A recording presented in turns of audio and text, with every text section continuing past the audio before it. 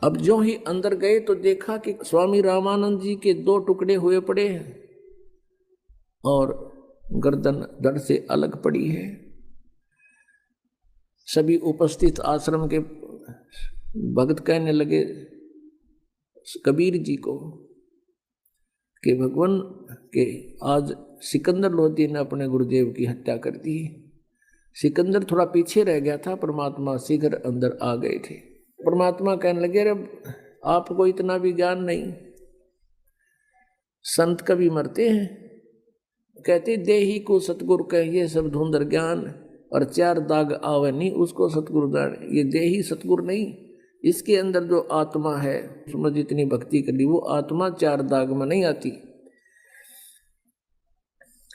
उनको ज्ञान आधार से संतुष्ट किया। इतने में सिकंदर लोधी फेर आ गया, वो सारे फेर से उकड़ गए। यो फेर आ गया भाई कसाई, ये तो फेर गड़बड़ करेगा।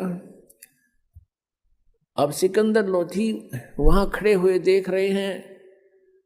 परमेश्वर कबीर जी ने दंडवत प्रणाम किया अपने गुरुदेव के चरणों की तरफ, जहां पर धड़ पड़ा था और गर्दन थोड़ी दूर पड़ी थी, और फिर उठ करके उनके चरणों को स्पर्श किया कि हे गुरुदेव आरती का समय हो गया, उठियो गुरुदेव, भगत समाज आपका इंतजार कर रहा है।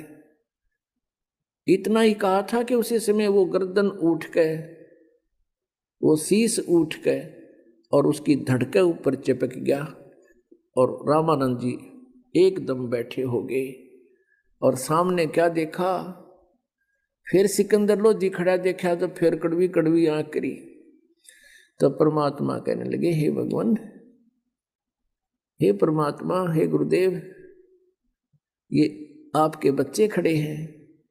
फिर वो थोड़ा सा माइंड ध्यान इधर हो गया, और फिर क्या देखा उसने रामानंद जी ने कि उसके शरीर से आधे हिस्से से तो खून बह रहा था, रक्त, और आधे से दूध निकला हुआ पड़ा हुआ था जमीन पर। अब रामानंद जी आश्चर्यचकित रह गए कि अभी दूध कैसे आ गया मेरे शरीर में, खून तो चलो रक्त की तो मान लें बात। तब कबीर जी से पूछा कि हे भगवान, ये मेरे शरीर से आधा रक्त और आधा ये दूध कैसे निकला?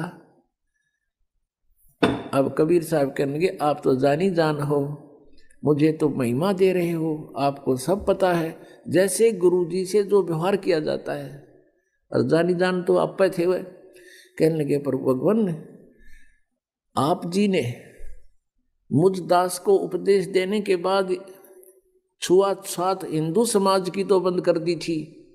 आप सभी हिंदुओं को, चाहे वो किसी जाति का है, सबको नाम देते हो, सबसे प्यार करते हो, लेकिन अभी आप मुसलमानों से नफरत करते हो। हे प्रभु, भगवान के दरबार में कोई जाति मजहब नहीं है, कोई मजहब या जाति बुरा नहीं, इंसान बुरे हो सकते हैं, उनको हम ठीक करने के लिए आए हैं, उनकी बुराई छुटवाएंगे। आप अभी तक मुसलमानों से नफरत करते हो, आप मुक्ति प्राप्त नहीं कर सकोगे। रामानंद जी के हृदय में जो एकदम ऐसा कुठारघात हुआ, इतना एकदम जख्म हो गया इस बात का कि मैंने तो जीवन ही मोक्ष के लिए लगा रखा है और मेरा मोक्ष नहीं होगा, मैं मुसलमानों से नफरत करता हूँ। उसी समय खड़े हो गए और खड़ा होकर सिकंदर लोधी को सीने से लगा लिया रामानंद ब्राह्मण ने, और कहा बेटा मैं तो घना नीच आदमी हूँ, पहले भी मैं एक ब्राह्मण के अतिरिक्त किसी को मैं अच्छा नहीं मानता था, और अभी भी मेरे अंदर ये दोष था कि मुसलमानों से नफरत करता था। आज मेरी ये सारा भ्रम निवारण हो गया, बेटा मेरे से गलती होगी, मुझे माफ़ कर दे। सिकंदर लोधी ने भी चरण पकड़ दिए, स्वामी जी मैं पापी आत्मा हूँ और मैंने बगैर सोचे समझे ऐसे महापुरुष की हत्या कर दी, मैं महादुष्ट इंसान हूँ। आज मेरा सौभाग्य है कि आज मुझे कबीर परमेश्वर के दर्शन हो गए, मेरी आँखों के सामने ये सब लीला होगी। आज मुझे भी परमात्मा के पहचानने का सुअवसर मिल गया। उस दिन के बाद रामानंद जी किसी भी मजहब धर्म या किसी भी व्यक्ति से कोई नफरत नहीं करने लगा, और परमेश्वर ने बताया कि स्वामी जी आज आपकी आयु फाइनल थी, आज के बाद आपकी आयु नहीं थी, और अब ये आयु परमात्मा की दी हुई आपको मिली है। रामानंद जी कहते हैं परमात्मा तो मेरे सामने खड़ा है, हे भगवान मेरा ना जाने कौन से जन्म का पुण्य उदय हुआ जो आप मुझे मिल गए। मैं तो इतना नीच था, अब भी मैं अपने आप को सुपीरियर मान रहा था कि मैं तो बहुत नेक हो लिया, अब आपने दिखा दिया कि मैं कितना नीच था। अब पुण्यात्माओं परमात्मा ने 1 घंटे तक वहाँ सत्संग सुनाया हिंदू और मुसलमान एकता के ऊपर कि तुम एक पिता की संतान हो।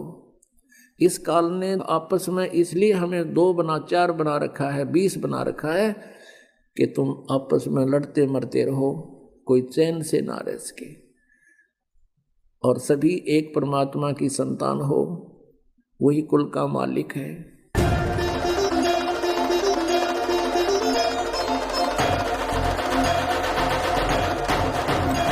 गगन मंडल से उतरे सतगुरु सत्य कबीर, जलज माही पौढ़न किए 2 दीनन के पीर।